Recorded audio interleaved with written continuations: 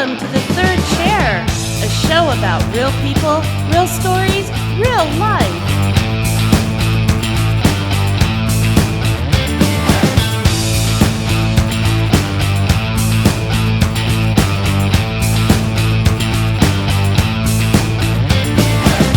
And here are your hosts for The Third Chair, Peter Grigg and Doug Bazeski. I really hate to admit this, Doug, but tonight's guest is a special guest for a reason. And what reason is that? We've had a little feedback that maybe we're going a little nuts and that we need to bring on maybe a therapist kind of person. And you keep calling me the normal one. Huh? You are the normal. Well, you know. See, that approves it right there. Yeah, it's correct. We'll see if our guest seems to think so. Our guest tonight is Dr. Trent Langhofer, who has a Doctor of Philosophy in Marriage and Family Therapy and is currently a licensed professional counselor and a certified sexual addiction specialist.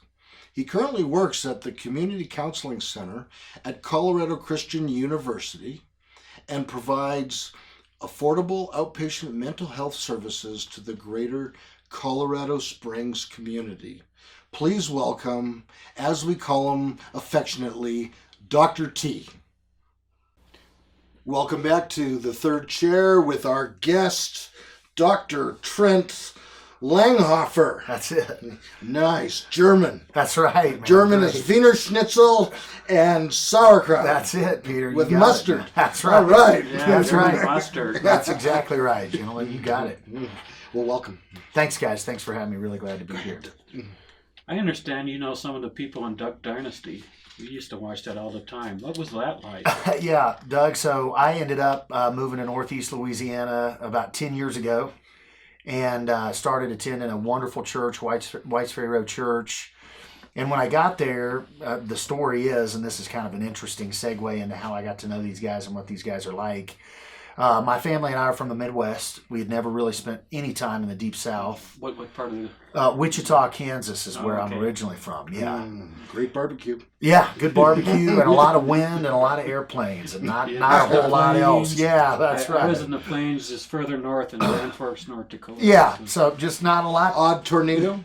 Yeah, or two. Right. Yeah. Uh-huh. So walking into a church in Northeast Louisiana, we didn't know what to expect. I was wearing a suit and a tie, my wife in a dress. We had our kids really dressed up. And Whites Ferry Road had an annual celebration of the Robertson family's ministry, which is building duck calls and going duck hunting with people and sharing the gospel in the duck blind. And so one time a year, everybody in the church dressed in camouflage, face paint, duck calls, full beards, and people from all over the U.S. would attend. Wow. And so here comes some Midwesterners, right, walking into this church dressed in their Sunday best, and everybody in the congregation is head to toe, including face paint, full-on camouflage. And I looked at my wife and said, honey, we are not in Kansas anymore, which was certainly true. So we fell in love with the church, man. It's a front lines oriented church that just really loves people, really, really loves Jesus. And so we stuck and got to know the Robertsons, and these are some of the most wonderful, caring, compassionate, Christ-centered people on the planet. The show did not change these guys at all.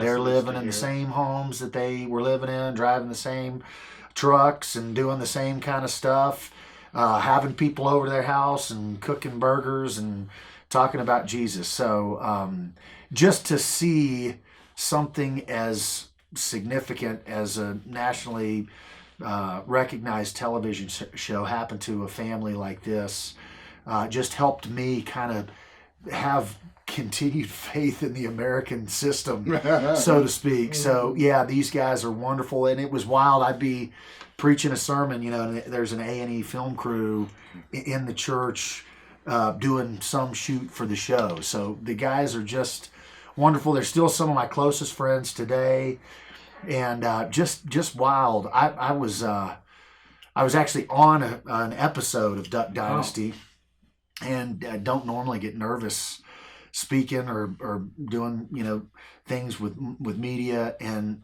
that was probably the most nervous I've ever been in my life when I kind of came onto the set and the director said, all right, roll. It felt like there were microphones and lights and people that just came out of the woodwork. Wow. And I was nervous, but those guys were great. They're again, just wonderful people, and just was so fortunate to have the opportunity to share in their journey a little bit of the way. It was really wonderful. Is that when you grew the beard? Yeah, so they give me a hard time. My beard is longer now than it ever was down there.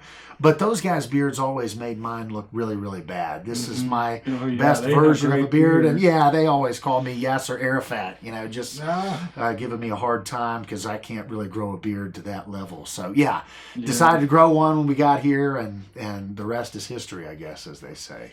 So you mentioned being a pastor. Can you tell us about that? Yeah. So attended Whites Ferry Road Church, and my wife and I really love people and really love Jesus, and it just felt like the kind of church that fit our lifestyle and our worldview and our calling. And so anytime I got the opportunity to clean a toilet or hold a door open or greet somebody or do any kind of heavy lifting at the church, I did. And eventually I got an opportunity to teach a Bible class about marriage. And I'm educated in that field. And so they gave me another opportunity to speak and eventually they hired me full time as a teaching minister. And that was wonderful. Yeah. I'm still young, but at the time I was even younger, and I was extremely inexperienced. And this was a church that gave a young, inexperienced guy opportunity after opportunity after opportunity. And so I could share a lot of just wonderful stories about ministry and a lot of just stories that are tough about ministry too. But it really was the season of my life that I feel like my life really started to take shape. And I got some experiences that really helped season me as a man, as a human being, and as a minister. So it was wonderful. You talked about your life taking shape. You had a little discussion earlier about your hard childhood. Why don't you tell us about some of that? Yeah. So I'm a trained professional counselor. I got a doctorate degree in marriage and family therapy from the University of Louisiana at Monroe. And the way God led me into getting an education like that's really the only thing I knew how to do. My parents, and you're exactly right, were divorced when I was young. My birth father was same-sex attracted. And so he and my mom split up, and he pursued an alternative lifestyle, and that left me and my two younger brothers under my mom's care. She moved in with her parents, and it was just challenging for them. We grew up in poverty, and my mom was a school teacher. Her dad was on disability, and her mom was a paraeducator. And so I found my way into drugs and alcohol at a really young age, and really lived just a miserable season in full-blown addiction. Eventually found my way into IV drug use, and it just totally consumed my life, and eventually just became an obsession. And I can share. Was this high school or middle school? Yeah, first exposure I ever had to marijuana was in the 4th grade, walking to school. Oh, wow. Yeah, really young, about 10 years old. Yep. And by the time I was in the 6th grade, I'm using recreational drugs really consistently, smoking weed and popping pills and doing powders and anything I could get my hands on. Yeah, really young. My oldest son, my wife and I, who have been married for almost 15 years, have 3 kids. Congratulations. Yeah. So she's stuck with me for a while now, right? That's great. You bet. I'm certainly thankful for it. But I have gotten more context lately about my struggle with drugs and alcohol because my children are the age I was when I first started to experiment with substances. And so...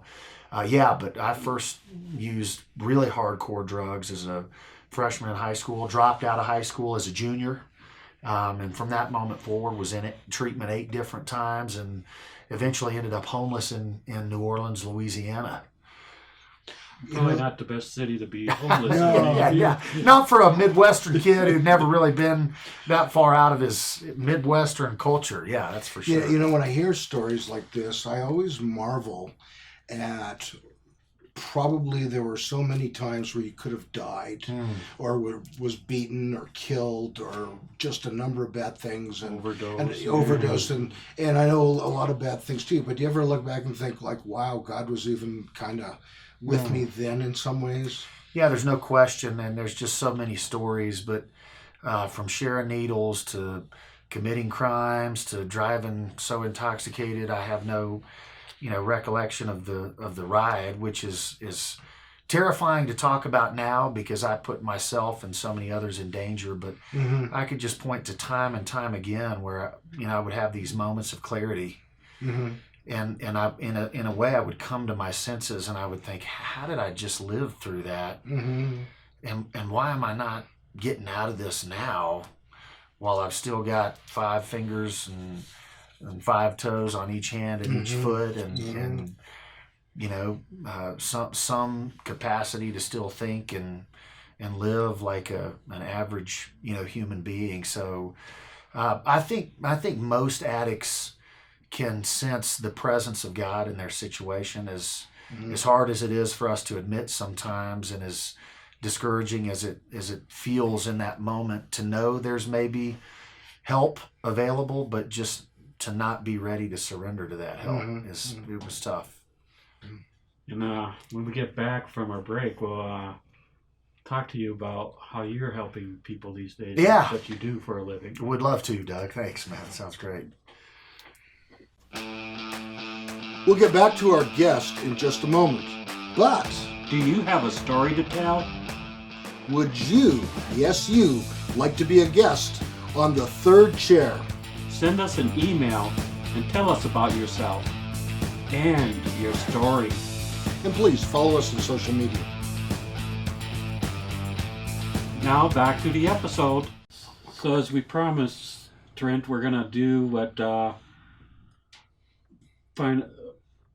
discuss your work, and you have a PhD in therapist counselor. How did that come about? Yeah. So got a PhD from the University of Louisiana at Monroe.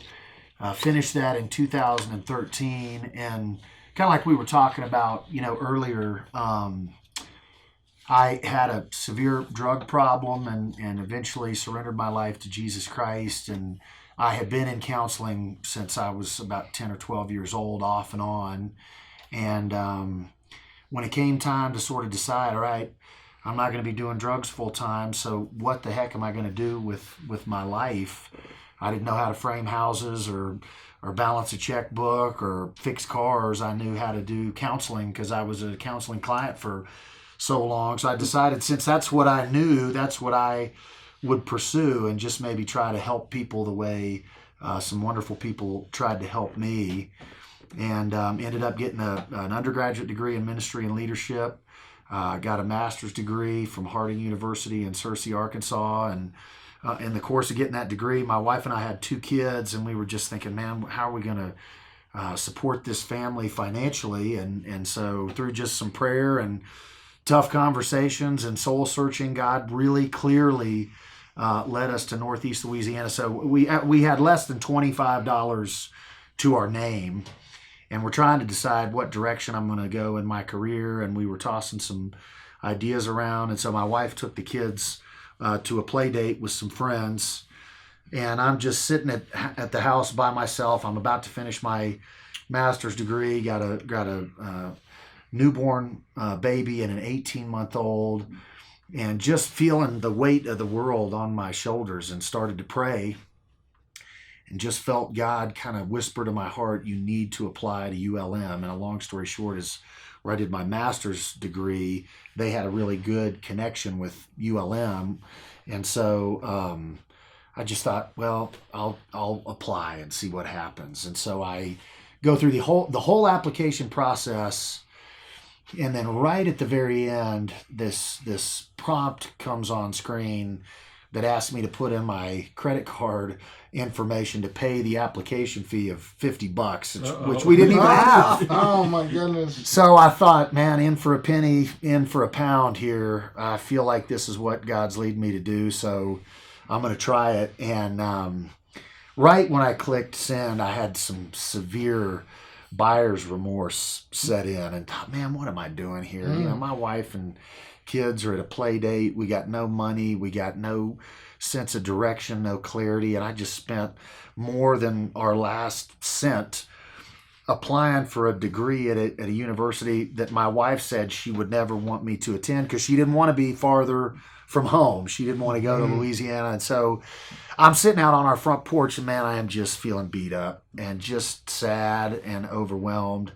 And she hops out of the minivan just chipper and's like, babe, I got something great to tell you. And I'm like, I got something I got to tell you too. And she's like, as I was driving home, I feel like the Lord really showed me that you're supposed to get a degree at ULM and we're supposed to move to Northeast Louisiana. And we both broke because I was like, I just spent our last money on an application to ULM to see if we can get accepted down there. And so they ended up giving me a full ride scholarship. I taught some class and did some research down there and, loved it. I got really interested because of my experience in drugs and alcohol. I didn't want to work in addiction counseling at all. I want to. Yeah, well, right. None of those guys want to be in treatment. They all want to stay. Yeah, it's just too hard. Just do what you say for your counselor, right, but as soon as the session's done, get out of here. That's right. So I decided I would try to work on prevention. I believe that substance use disorders are the result of an individual compulsively seeking to relieve pain, and unfortunately, one of the worst ways possible. And so I thought one reason that people could experience enough pain to compel them to seek pain relief through substances is if they live through a divorce in their family of origin. And so I thought, I'm just gonna put every ounce of effort I've got into trying to figure out how to help couples stay married and have great marriages. And so I ended up researching for my dissertation how conservative couples who had been through an infidelity stayed together at least 3 years post-discovery of their infidelity. And so I just interviewed couples and just said, hey, yeah, tell me what happened and how you stayed together, and learned some great things. Was honored to be able to share in some families, most intimate details of their journey, and have always just felt so grateful that couples would share those experiences with me. And fortunately, I have been able to use my research in ways that I feel like applies kind of to what I'm doing on a daily basis, which is also just a great blessing. So it was a good experience. Yeah. I'm really fascinated how, isn't it amazing how a special spouse can just be so supportive at the right time. And I sort of joke with my partners here in the company that we all married way over our heads. Right. We're so fortunate to have really great women in our lives. It sounded like she, heard and acted at the right time at that time in your life. Yeah, for sure. A couple of things I would say. They're probably the biggest, most transformational part of my journey, aside from my surrender to the Lord Jesus Christ, has been marrying my wife. And existential philosophy sort of posits that we all need a purpose. We need to find some meaning. Life has very few certainties other than the fact that we're all going to endure some significant amounts of pain. And if we have a strong sense of purpose, it makes the pain that each human being will inevitably endure in life have a little bit greater capacity to withstand, the struggles that they face. And so I think marriage can and should be one of those purposes. And I think when couples really are on the same team and really are trying, nobody does this all the time, but we can really try to honor the other person in our marriage above ourselves. And man, there are just so many moments where, my recovery would be on the brink, and my wife is there to help carry the load, or my career feels like it's on the brink, and she just offers a word of encouragement or support, or nurturing. And I think the flip side of that is true. I hope she would say there have been times where she's just been at the end of her rope, and I've provided some support and encouragement for her. And I really believe in the utility and importance and sanctity, of marriage. And definitely without my bride, I wouldn't be here today. And marriage can be both.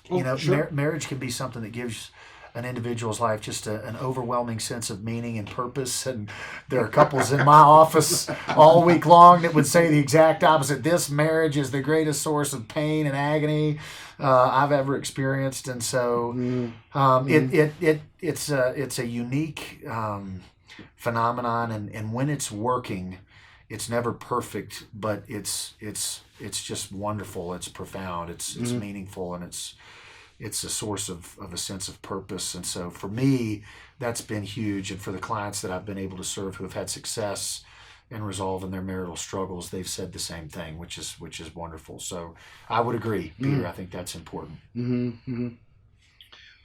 Well, I think we're going to take a break, unless, Doug, you have one more question or quick question. No, not right now. All right then. Great. So to prime Trent, when we come back, we're going to ask him about his thesis, because I think it has profound implications not only for marriage, but also for recovering from drug and alcohol addiction.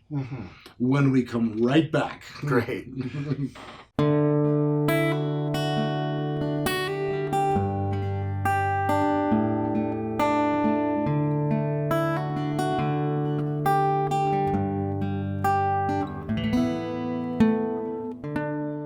Hi, I'm Dr. Peter Grigg, a life and recovery coach with Pikes Peak Recovery Coaching.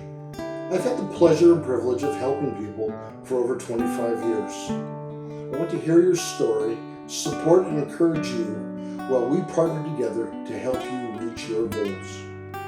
I can help you. I am certain I can help you. I can be your guide, role model, resource person, and help you get results.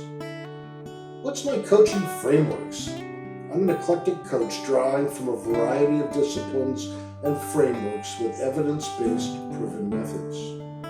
What would you like to work on? Some popular areas are goal setting and attainment, building and maintaining motivation, finding purpose, personal development, recovery from drug and alcohol addiction problems, health and wellness, life planning, athletic and creative artist performance enhancement, maybe something else. Just ask me. I would love to help you. You can find my services on Fiverr.com.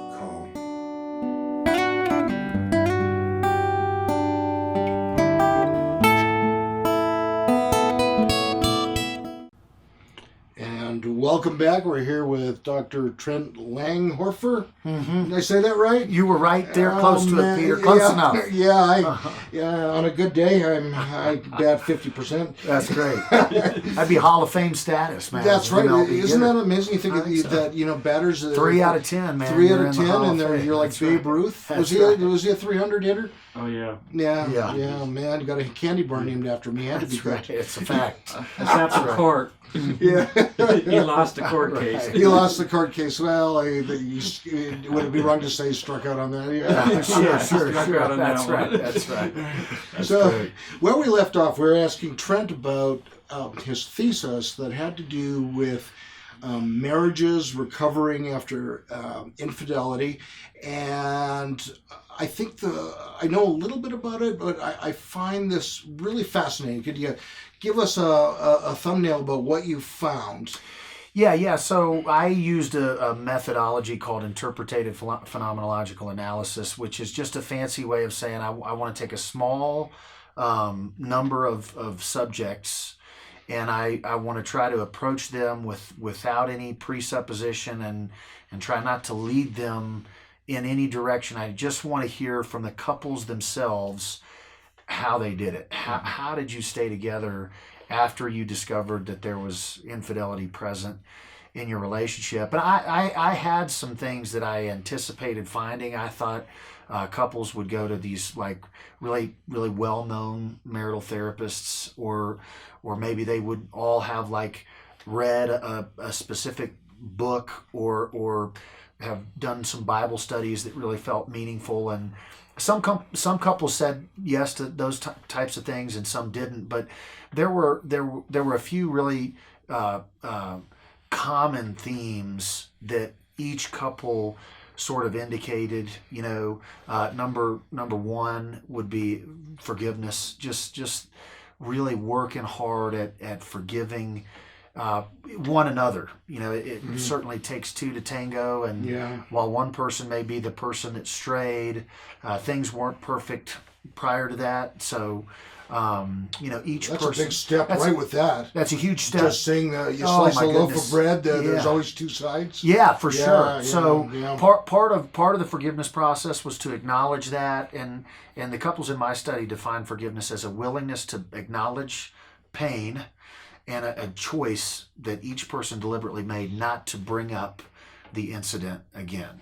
And so just a deliberate decision to put it in the past. Weaponize it. Exactly. Yeah. Just let it go. And people ask me, what does let it go mean, or what does put it in the past really mean? And it just means making a deliberate decision not to bring it up again. It's going to come to a person's mind. I don't know that we can control what thoughts pop into our heads. We can simply control how long we ruminate on any particular thought. So forgiveness was a big one. Bible study and church-related disciplines, prayer and church attendance was also a significant finding in the study. But overwhelmingly, more important than all others, and the one that each couple spoke about in their own way, was that they found a supportive community that was just very much pro them, not necessarily you have to get remarried or we're going to disown you, or you have to get a divorce or we're going to disown you. Just, we love you guys, we're here for you. If you need to talk, call us. If we can do anything to help you, let us know. And all the couples in my study, and I only studied couples who stayed together, so I don't have another data set upon which to base whether or not a predictor of divorce was that couples didn't have a supportive community. But to have a community of support that was just very much behind the couple was overwhelmingly the most critical factor in helping, in distinguishing couples that decided to stay together following infidelity from couples that didn't. And it's interesting, and we were going to talk maybe some about this too, but that seems to be the one non-negotiable factor in most areas of change or transformation. While there may be multiple ways to the same end point, the one non-negotiable seems to be that people just cannot do it alone. Oh, absolutely. And that requires people to be humble. Sure. And have other people be around them. Sometimes ask tough things, sometimes not ask tough things, just be with them and role model. But, that's I think it's miraculous if people can find that, because let's face it, at times, perhaps in some churches, probably not your church, that there can be people that are a tad judgmental about the whole area of divorce. Yeah, it's unfortunate. There is not a human being walking around planet Earth that doesn't have significant struggles. Period. End of discussion. Everybody's got junk. And in churches, but in society as a whole, we just tend to value what looks good. And so the social media influencers of the world, the pop culture personalities, those people are shaping the life they present to the public in a way as to make it appear that they don't have any struggles, that they don't have faults, that everything in life is great. And so, you're and none of them do, right? There's always something coming out. The man or the woman that says they don't have baggage have twice the baggage. That's exactly right, Peter. So that despite that's true, it is so hard for human beings to be vulnerable enough to talk about what they are struggling with. And an issue like infidelity is really, really tough. And in some cases, it's even more difficult, as unfortunate as that might be, to share something like that in a church setting. And so hopefully, as the Western church is going through the transformation that it's going through due to having to take everything remote and not gather or to gather and risk, exposing people. It's been such a challenging time, but hopefully one of the things that comes out of this season is people's awareness, like, look, we need this desperately, and it doesn't have to look pretty and it doesn't have to be polished. We just need community. And so hopefully as we sort of get to whatever post-COVID spirituality looks like in the West, one of the features of how COVID has changed us is in our desire for connection and in our ability to be open and vulnerable and honest as we're sort of reconnecting with one another after the pandemic. It seems like there's two challenges there. There's a challenge perhaps for the couple that may have experienced infidelity, but there's also the challenge for the general congregation. You need to go a little deeper in this and be the kind of person or the couple that can help create an atmosphere of reconciliation. Yeah. It's there's a lot of responsibility to go around. Oh, yeah, Peter, you're saying it just right. And I love church, and churches are like human beings. They're not perfect. But I hope that churches can manufacture cultures like the Lord Jesus Christ did amongst his followers, just cultures that are very open and honest and raw and real and connected and relational. And again, I hope there's this sort of knee-jerk reaction to COVID remote worship that we're just so hungry to reconnect that some of those walls just come crashing down and maybe we're able to be more honest and vulnerable and open than we have been. But that's really critical for church communities and neighborhoods and families to develop a culture or foster an atmosphere where openness and honesty is the highest order value, and what people are being open and honest about is something that hopefully those communities will be unapologetically, overwhelmingly committed to developing. So it's just critical. Big challenge there. Challenge there. And when we come back from our break, we're going to ask you, why don't people go to see a therapist when they know in their heart that they probably should or maybe should? So we'll answer that one when we come right back from our break.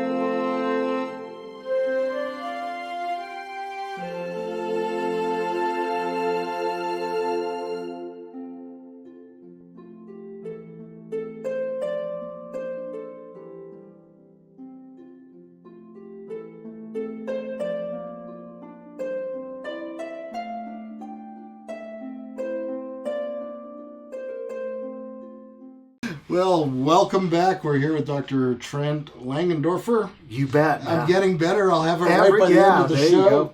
Yeah, so when we left off, we asked the question, or I asked the question, and you're going to answer the question, about why do you think people have trouble going to see a therapist or a counselor? I mean, you don't look big and scary. I mean, you seem pretty laid back and you got a good sense of humor. What's your take on why people struggle with that? Yeah, that's a good question, Peter. I think a couple of things. Number one, as I mentioned previously, I won't discuss it too much more in depth, but it's really hard to be totally open and honest about the things we've been trying the most to keep secret.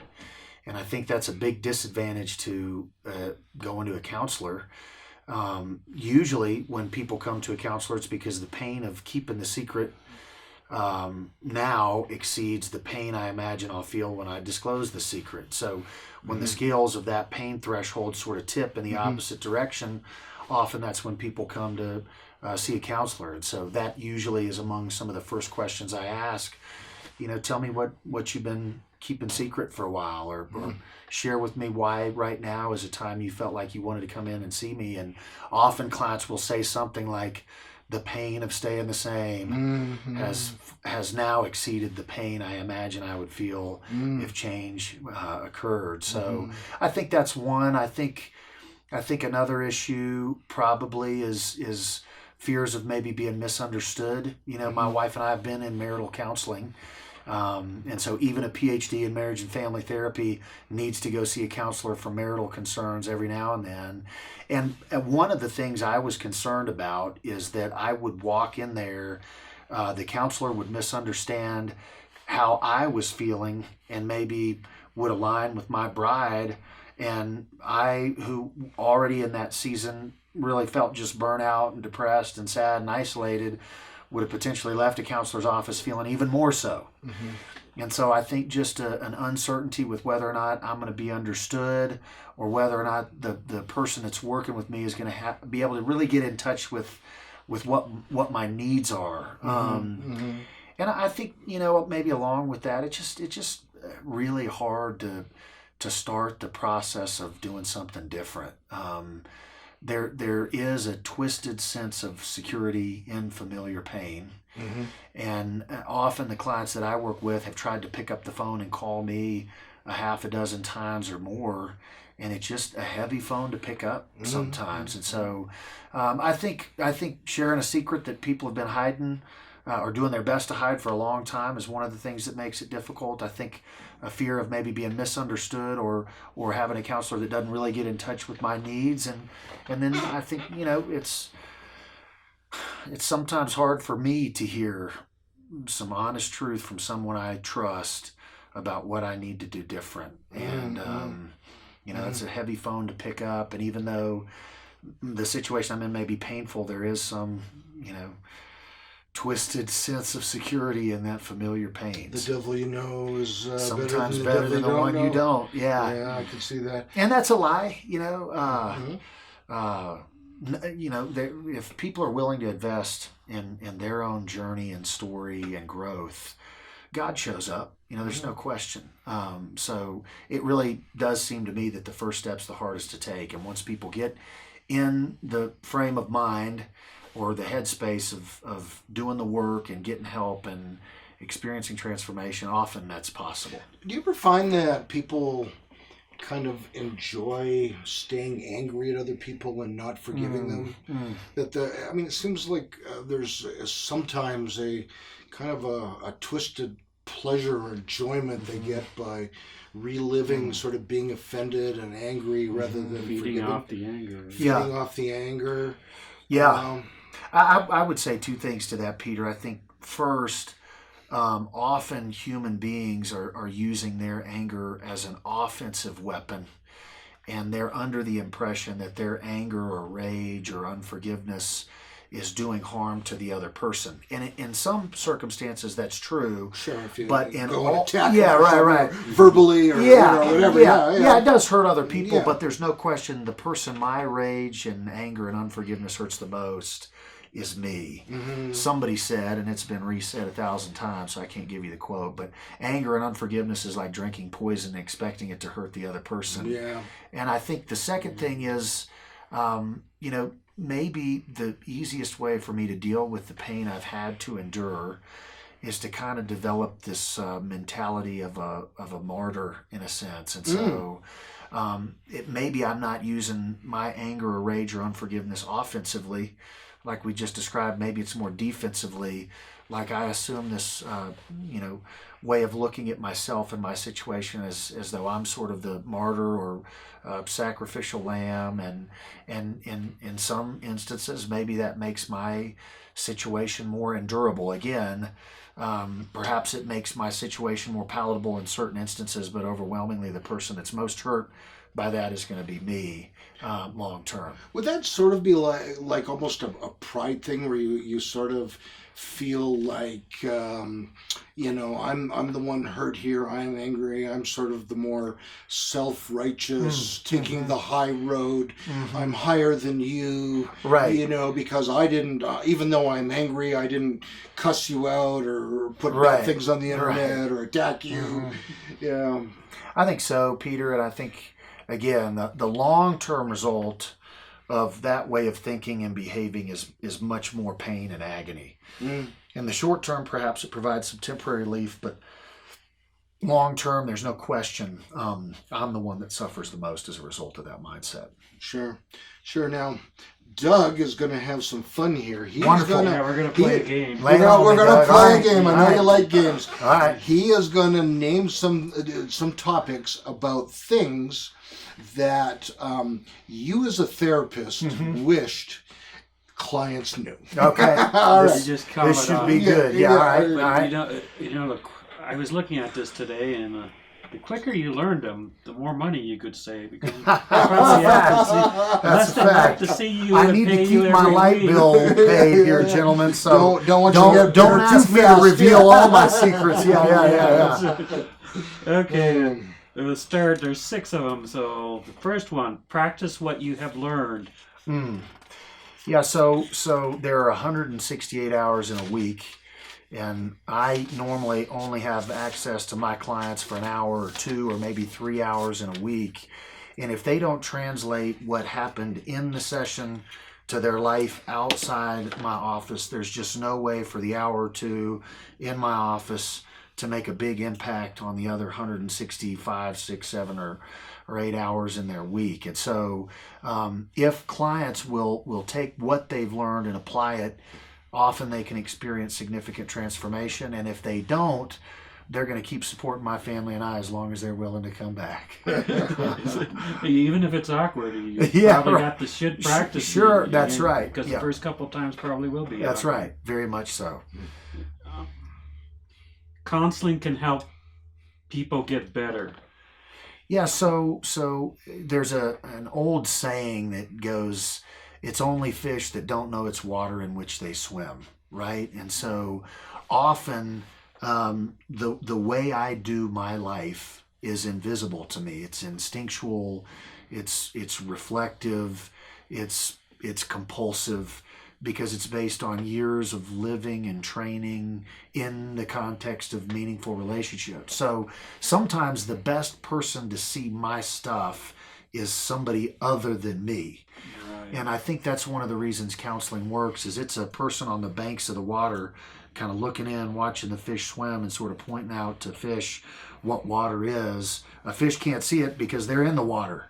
But if they talk to somebody who's not in the medium in which they live or part of their life routines and patterns, sometimes I can point out things that once I point them out to a client, to them it's just so obvious.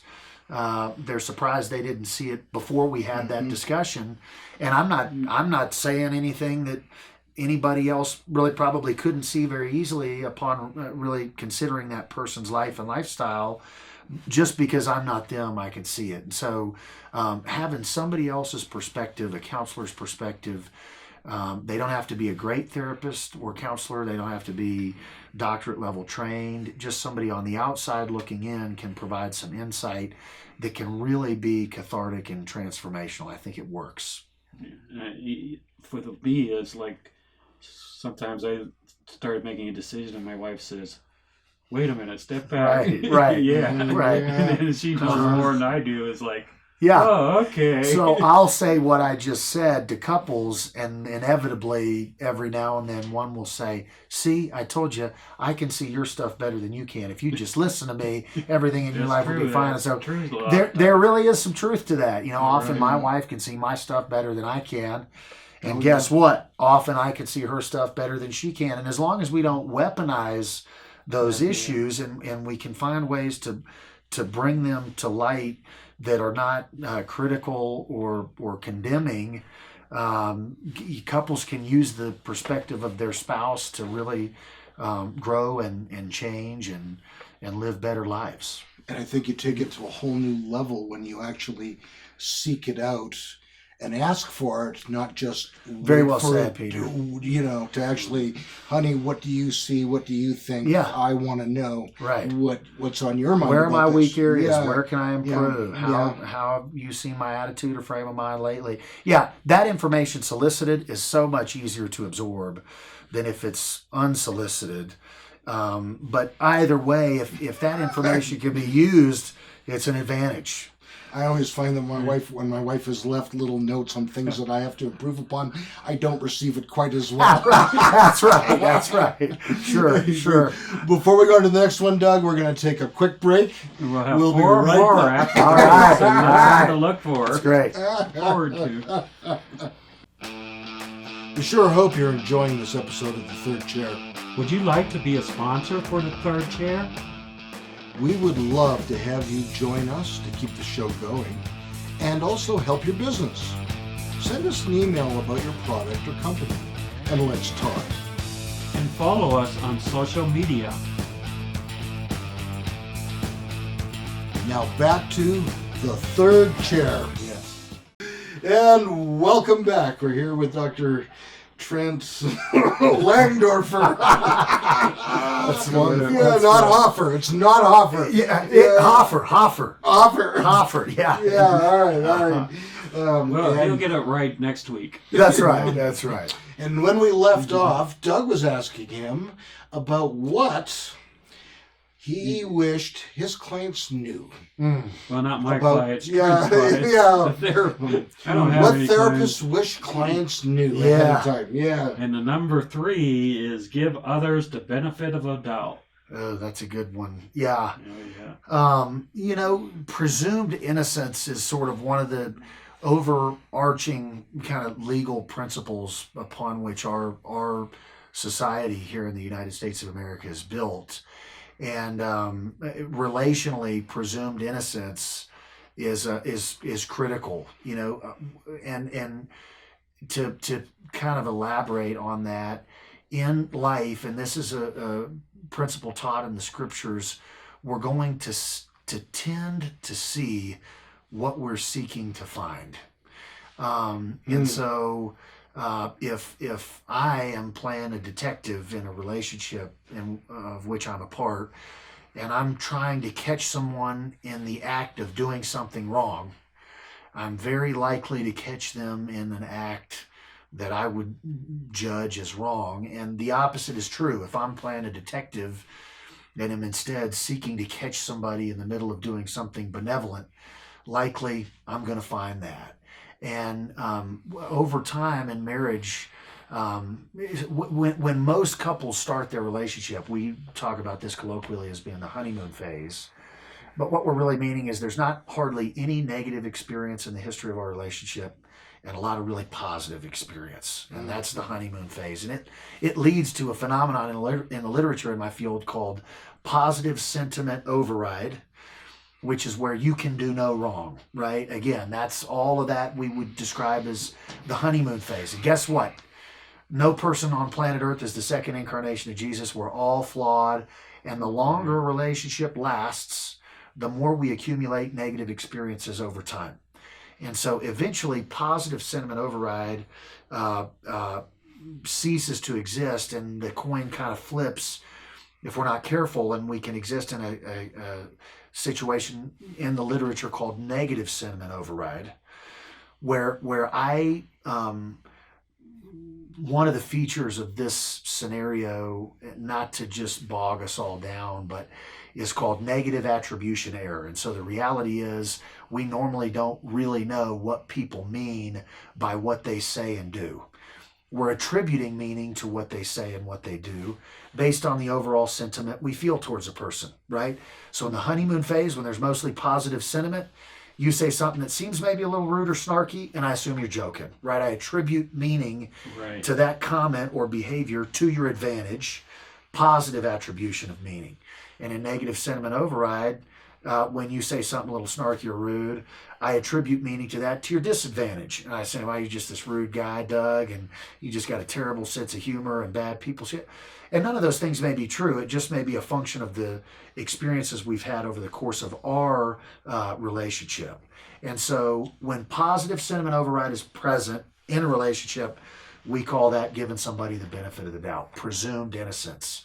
And when negative sentiment override is present, we negatively attribute meaning to a person's communication to their disadvantage, and that's the opposite, presumed guilt. And so in that environment, people have to prove their innocence versus kind of living in the honeymoon stage.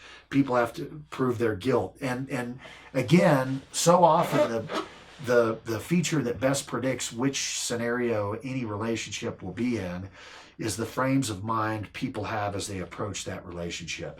And if they're looking for the good in others, and if they believe in others, and if they're really trying to encourage other people, the relationship's going to tend to be positive. And if you're looking for the bad in others and you really don't believe in other people and you're really not invested in trying to help other people out, those relationships are mostly going to tend to feel a little negative. Presumed innocence, really critical. It's an important part of our culture, and it's a really significant part of any relationship, whether it's romantically intimate or platonic and between friends. Really critical principle. Do you think if you journal that, like actively try and recall the positive and even writing it down to the point that you can reread it, you can develop that capital with another person? It's a really good way to describe it, Peter. The equity in any given relationship, right, depends on my view of the relationship itself. And I'm going to tend to find what it is I expect to find. And I think if we can condition our minds, and the scriptures teach that this is possible, 2 Corinthians chapter 10 and verse 5, for example, or Philippians chapter 4, we can take thoughts captive, we can focus on the things that are good, right, and noble and trustworthy and praiseworthy about an individual or relationship, and those relationships are going to tend to be good. And even if we remove the context of a relationship, every person on the planet's got struggles, and each person on the planet's got some measure of blessings. And it's within each person's own responsibility and volitional capacity to decide what they're going to tend to focus on. And certain seasons, no doubt, it's hard to see the good.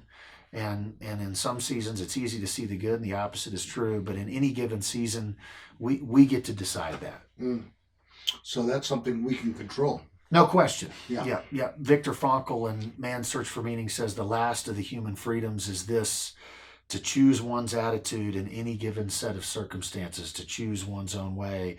And this guy was a psychiatrist who was a captive in Auschwitz prison camp and survived simply by doing that. Yeah, it's exactly. Even in that situation, he found a sense of purpose and meaning and something to be grateful for. And he would say that that's what saved his life.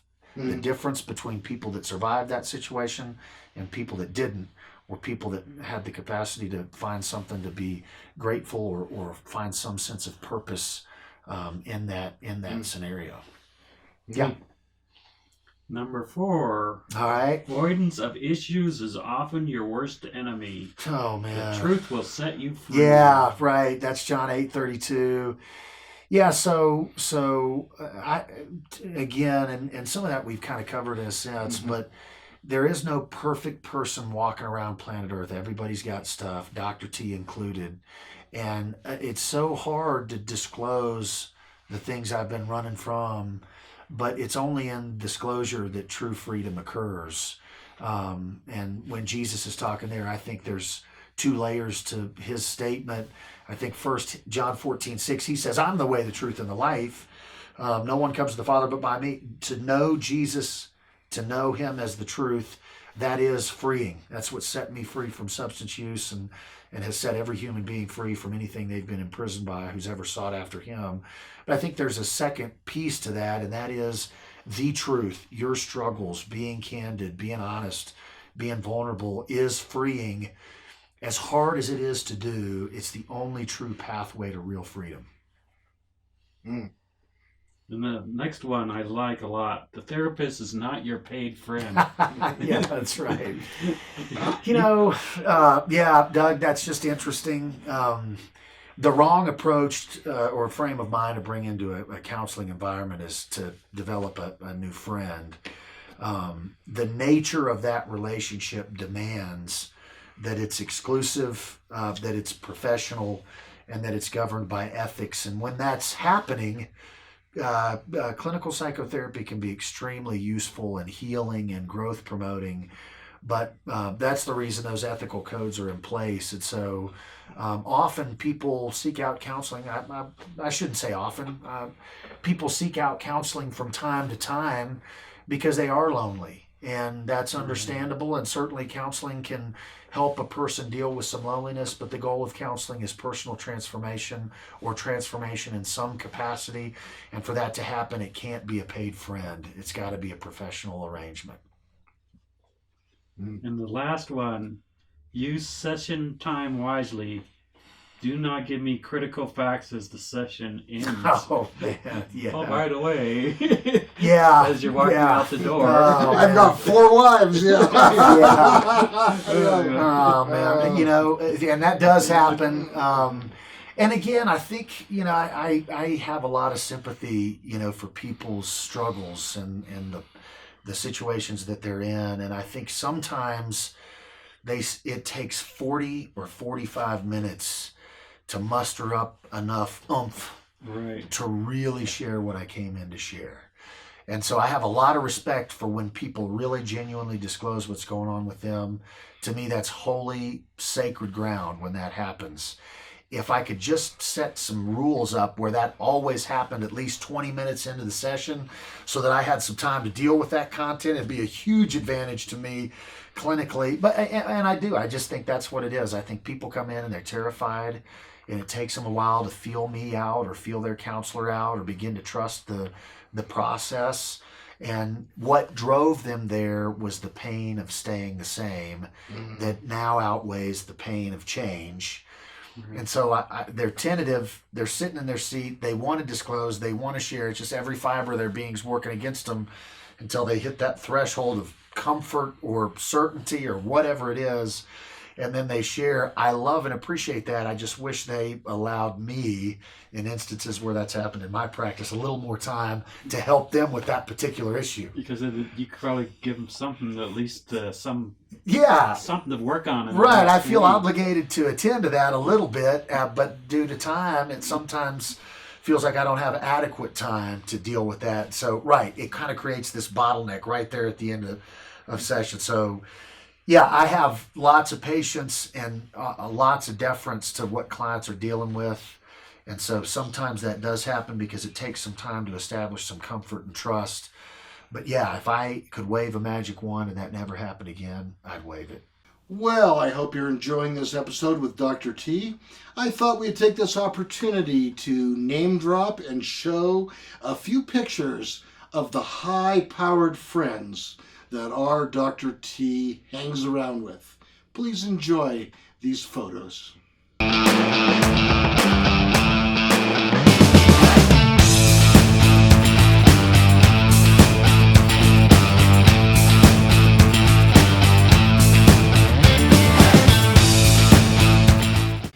So I'm guessing your journey for life and God is done, and you feel completely comfortable with yourself, and life is just everything coming up roses, right? Yeah. No, man, that's funny. I've experienced just really profound personal transformation from a homeless junkie in the French Quarter of New Orleans to teaching graduate counseling class at Colorado Christian University, very happily married, father to 3 wonderful kids. My life is wonderful. It is extremely difficult and challenging. And even over the course of ministry, man, I've dealt with some significant bouts of just depression and misery and agony. And so I love my life. I am so thankful for the blessings God's given me. I got nothing to complain about. And there is still plenty of room for improvement and progress, and still plenty of agony my family and I have to deal with living this side of heaven. So it's great, and there's still some tough stuff that happens from time to time. It is with us all. For sure, that's right. And how can people contact you for an appointment or? Yeah, appreciate you asking. The easiest way to do that would be through the website of the agency that I operate, communitycounseling.org, spelled just like it sounds. And it'll be on the bottom of this. Yeah, where there's some contact information on the website, some information about me and my team, and my hope would be that anybody who's heard anything from this would maybe feel like if they're struggling with something and need to reach out, that they would reach out. We would love to help. This is a great episode. I learned a lot. Hopefully, so I didn't at least put you guys to sleep. Oh, no. Good deal. No, I'm excited about that Cajun shrimp recipe. Oh, I got to apologize in advance, though. You eat it one time, and it's all you're going to be thinking about. Oh, I love I can do shrimp. that. Yeah. I like Cajun food with and shrimp. So. Yeah. Well, good night, everyone, and we will see you next week on the Third Chair. This has been the Third Chair. Next week, our guest will be Joni Shepherd. Want to be a guest? Want to sponsor our show? Send us an email. Please subscribe to our channel and follow us on social media.